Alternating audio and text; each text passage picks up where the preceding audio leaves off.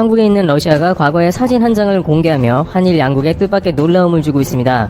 그런데 불과 며칠 전 러시아는 일본에 전혀 다른 행동을 해서 한국과는 정반대의 일을 한 것입니다. 안 그래도 러시아는 줄곧 한국과 일본을 다르게 대하며 일본에서 각종 논란을 일으킨 바 있습니다. 특히 쿠릴 열도에 관련한 분쟁이 있을 때에도 러시아의 시민들이 쿠릴 열도는 러시아 땅이고 독도는 한국 땅이라며 일본은 반성해야 한다는 집회를 갖기도 해서 일본은 러시아의 움직임에 촉각을 곤두세웠습니다. 8월 10일 일본에 있는 러시아 대사관인 주일 러시아 대사관 공식 트위터에는 러시아가 일본을 상대로 1945년 전쟁의 승리를 거뒀다는 취지의 글이 올라왔습니다. 러시아 대사관에서는 사진과 함께 1945년 8월 9일 나치 독일의 동맹국인 일본과의 전쟁에서 중요한 전투가 된 적군의 만주 전략 공격 작전이 개시되었다. 하루 전인 1945년 8월 8일 미국과 영국이라는 히틀러에 항거하는 두 연합국에 대한 의무를 다하기 위해 소련은 모스크바 주재 일본 대사에게 선전포고 문서를 보냈다라고 트윗했습니다. 보통 대사관의 주된 역할이 해당 국가 원만한 관계를 맺고자 함임을 상기시켜 봤을 때 러시아의 이런 행동은 도발에 가까운 것이라고 여겨지는 것입니다. 일본은 러시아의 선전포고 이후에 미국에 항복하게 되었습니다. 물론 미국의 폭격이나 여러가지 복잡한 이유가 있습니다만 일본은 러시아가 독일까지 이긴 상황에서 만약 일본으로 남하에서 온다면 러시아가 일본을 지휘하게 될 가능성을 매우 높게 봤기 때문에 항복할 수밖에 없었습니다. 따라서 일본 입장에서는 러시아의 이러한 행동이 이해할 수 없는 외교적 무례라고 주장할 만합니다. 이 글이 올라오자 일본 네티즌들은 발끈했습니다. 러시아는 이날 이후로 믿을 수 없게 되었다. 그게 지금 대사관이 할 일이라고 생각하느냐 라며 러시아 대사관을 원망하는 글들이 올라온 것이죠. 그런데 이런 글로 한참 소란을 빚은 뒤에 설상가상으로 러시아 대사관은 지도 한 장을 떡하니 올리면서 부가 설명을 합니다.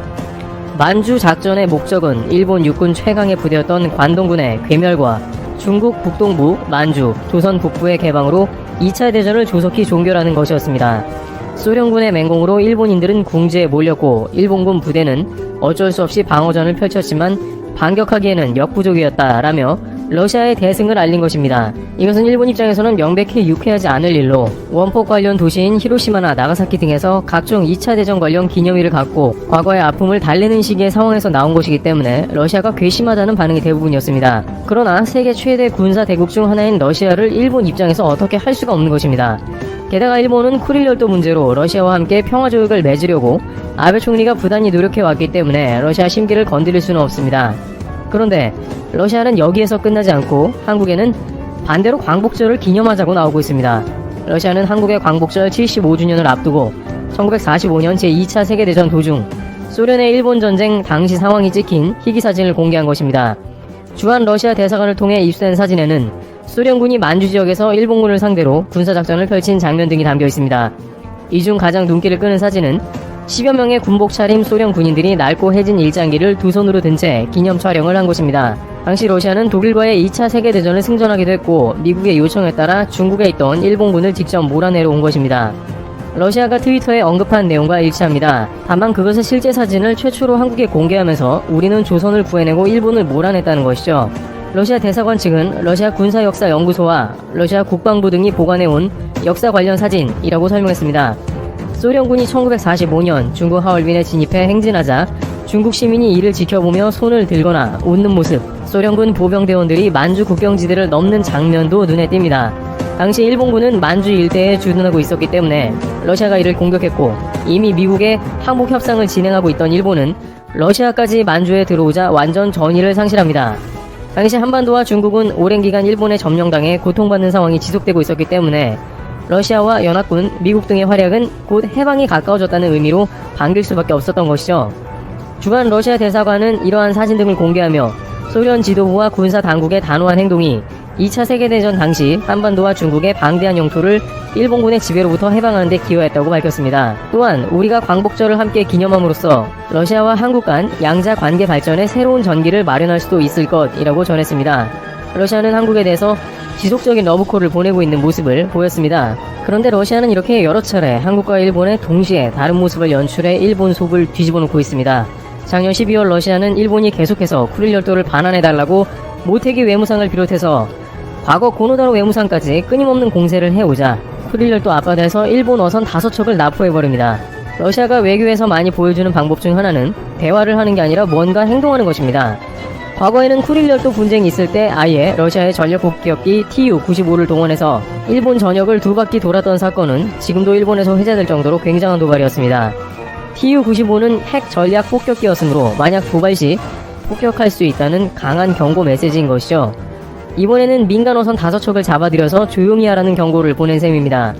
일본 당국은 홋카이도 바다 근처에서 국제법의 기준에 적절하게 업을 했다고 강력 항의를 했습니다만 러시아에게 그러한 주장은 통할 리가 없었습니다. 게다가 일본은 이 사건 이후에 쿠릴 열도에 대해서 잦은 언급은 삼가는 모습을 보입니다. 사실상 아베 총리가 쿠릴 열도 반환으로 인해서 지지율을 올려보겠다는 의도를 접은 것입니다. 한두 번 자극을 더하면 러시아가 어떻게 나올지 모르는 것이죠.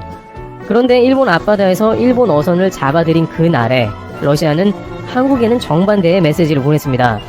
바로 같은 날 한국에서는 러시아 태평양 함대 소속 순양함과 구축함이 부산항에 입항하며 양국 간의 협력을 다집니다. 러시아 태평양 함대 기동부대가 아시아 태평양 지역에서 3차례 훈련을 진행한다고 밝힌 바 있는데 훈련차에 한국과의 협력을 위해서 들렀으며 한국의 해군들과 우호를 다지기 위한 스포츠 경기도 가지는 등 양국 간 해군에서 협력할 방안에 대해서 논의하며 긍정적인 모습을 이어간 것입니다. 러시아는 이렇게 어떤 외교 메시지를 보낼 때 상징적으로 같은 날에 다른 행동을 한다던가 아베 총리의 만남에서 개를 등장시켜 징계하면서 모종의 의사를 표시하기도 합니다. 물론 한국은 러시아와 군사동맹을 갖는 나라는 아니고 어떤 면에서 미국 라인에서 러시아를 어느 정도 경계하는 것은 맞습니다만 굳이 지리적으로 가까우며 잘못 건드릴 경우 매우 골치가 아플 게 자명한 러시아와 사이가 안 좋을 것은 없는 것입니다.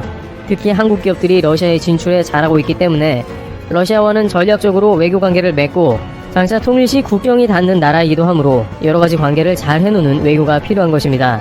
특히 북한과의 관계에 있어서 러시아의 역할이 중요한데 한 가지 예로 한국 입장에서는 러시아와의 경제협력을 모색하며 북한을 개방한다는 것입니다.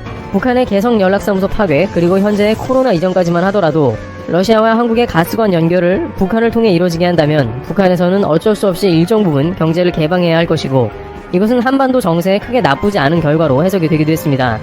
러시아와는 등을 돌려서만은 안 되는 상황인 것이죠. 따라서 한국의 러시아 대사관의 일본과는 180도 다른 이러한 제스처는 한국 입장에서는 우선은 긍정으로 받아들이면서 러시아와 전략적 관계로 가야 할 것입니다. 물론 당시에 소련이 남하하는 과정에서 미국이 급해서 한반도에 38선을 그어버린 것은 한민족에게 씻을 수 없는 분단의 아픔을 주었기 때문에 러시아가 움직인 것을 좋게는 평가할 수 없습니다만 앞으로 다시는 열강들의 그런 일을 겪지 않도록 부단히 노력해야 할 것입니다. 다만 현재 러시아가 일본과 비교를 하면서 한국에 긍정적인 메시지를 보낼 때에는 전략적으로 중립에 서서 한국에 이득이 되는 방향을 취해야 할 것입니다. 이와 같이 러시아는 한일을 대조시키면서 한국에는 광복을 기념하자고 하며 일본에는 과거를 반성하라는 메시지를 보내는 모습이 연출되고